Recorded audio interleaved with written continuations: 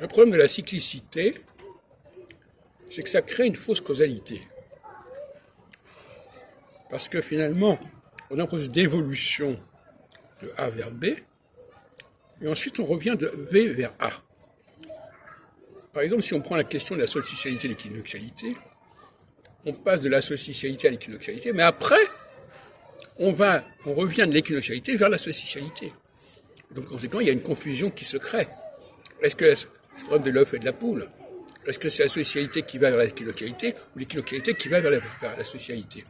C'est la source de beaucoup de confusion. Alors, pour moi, il est évident qu'on passe de la solstitialité à l'équinoxialité, et après, il y a une sorte de dilution du processus solstitial qui va permettre sa réalisation, le passage de la puissance à l'acte, et ensuite, eh bien, on va repartir dans l'autre sens, en quelque sorte.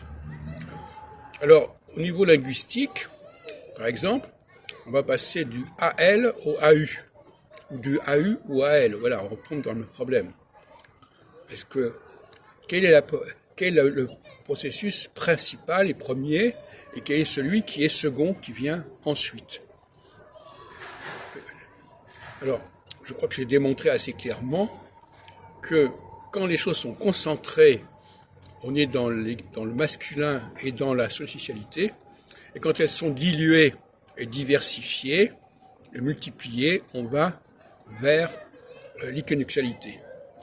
L'équinoxialité permet une plus grande visibilité, une plus grande diffusion, une plus grande visibilité, mais elle est quelque chose qui découle du processus principal, c'est-à-dire celui de la solstitialité et de la masculinité.